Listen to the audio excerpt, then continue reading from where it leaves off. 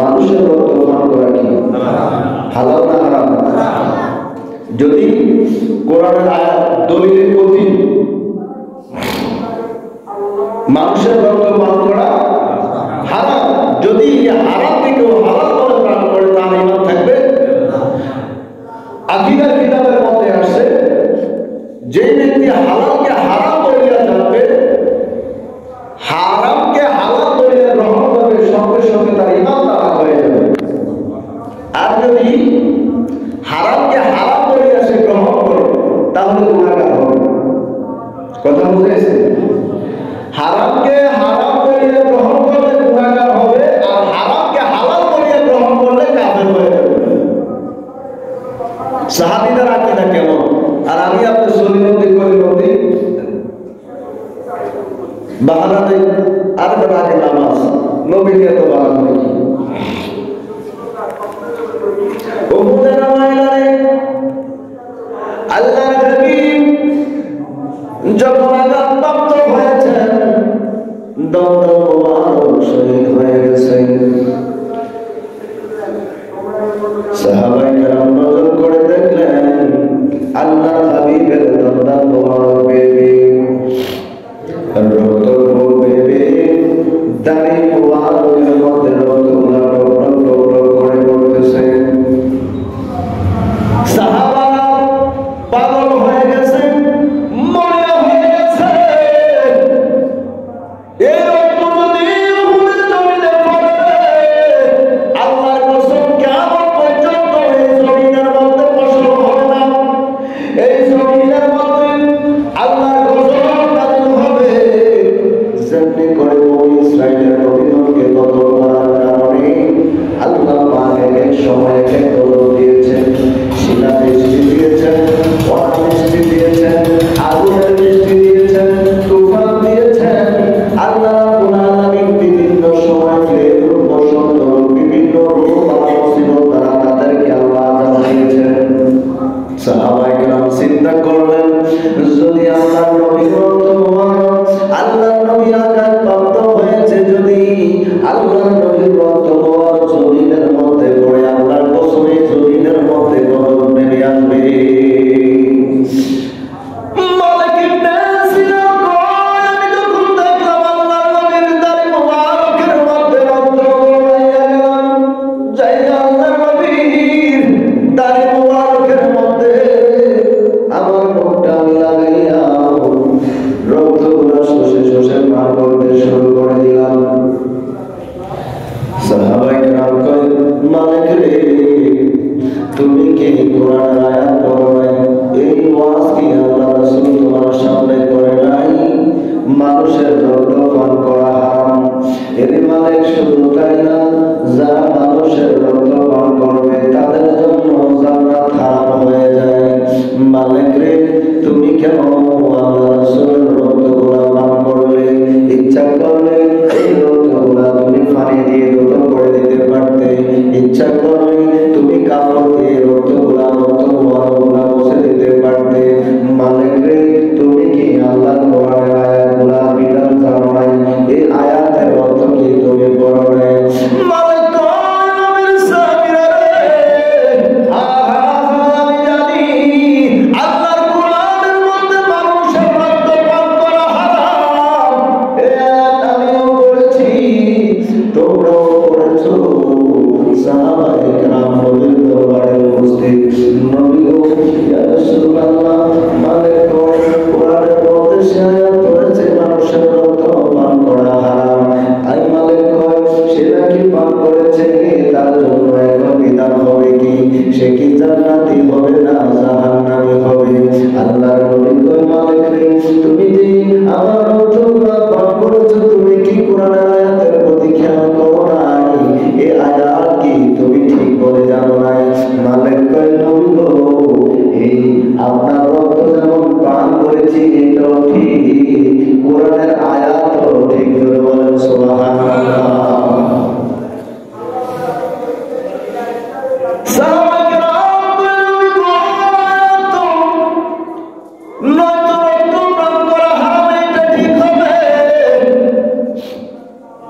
নয়তো মালিকের কথা ঠিক হবে।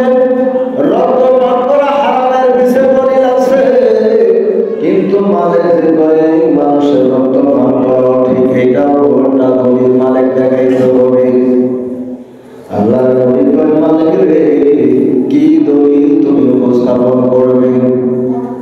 মালিক কয় নবী গো মানুষের রক্ত পান করা হারাম, কোরআনের আয়াত। আমি তো কোনো মানুষের রক্ত পান করি নাই, আমি তো আপনাকে মানুষ মনে করি নাই, আপনি তো অন্য মানুষের মতো না, আপনি হচ্ছেন নবী গো।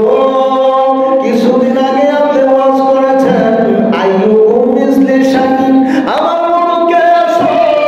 তোমরা কি আমাকে তোমাদের মতো মনে করো? নবী গো আমি তো আপনাকে আমাদের মতো মানুষ মনে করি না, মানুষের রক্ত পান করে না হারাম, আপনি তো মানুষ না, আপনি হচ্ছেন নূরুন আল্লাহ।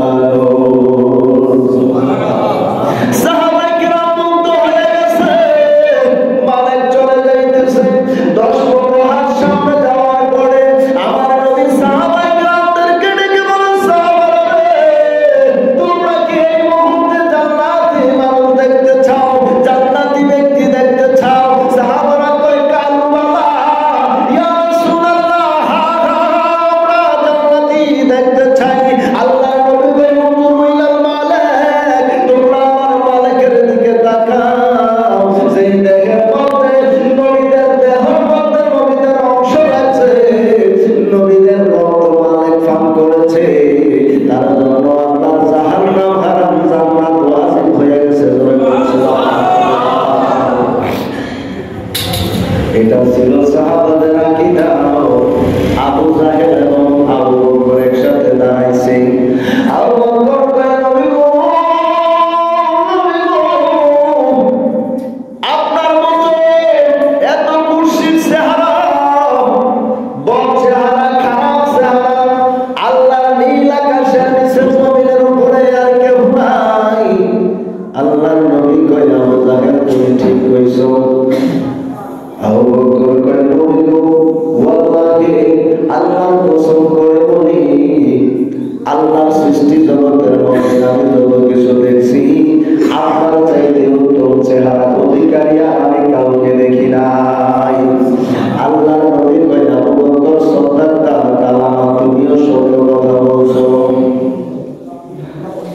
আবু বকর কয় নবী গো, আবু জাহেল কইল আপনার চাইতে খারাপ চেহারার অধিকারী আর কেউ নাই, আপনি কইলেন সত্য কথা। আমি বললাম আমার যার চাইতে আমার দৃষ্টির মধ্যে, আমার তীক্ষ্ণতার সহিত, আমার দৃষ্টির সহিত, আমার মেধার সহিত আমি বললাম আপনার চাইতে সুন্দর ব্যক্তি আর পৃথিবীর জমিনে কেউ নাই। আপনি বললেন সত্য, দুইটা সত্য হইতে আপনি আমাকে একটু বলে দেন না। আল্লাহ নবী কয় রে আবু বকর, আবু বকর যেই চেহারা, ওই চেহারা প্রাণে তাকাইছে, কারণ আমি হচ্ছি আনামের আতুল্লাহ, আমি হচ্ছি আল্লাহ দেখার আয়না। আয়নার সামনে যে দাঁড়ায় তার চেহারায় দেখবে, কথা কর ঠিক না ঠিক? আবু বকর আমি আনামের আতুল্লাহ, আমি আল্লাহ দেখার আয়নার সামনে আবু জাহেল দাঁড়াইছে, তার চেহারা যেমন আমি আয়নার সামনে যেমন দেখছে, এই জন্য সে বলছে আল্লাহর নীল আকাশের নিচে জমির উপরে আর খুশির চেহারা কেউ নাই, কারণ সে যেমন তেমন দেখছে। এরে আবু বকর, তুমি হচ্ছ ইমানদার, শুধু ইমানদার না, 1 নাম্বার সাহাবী। তুমি আমি রাসূলের আয়নার সামনে যখন দাঁড়াইছো,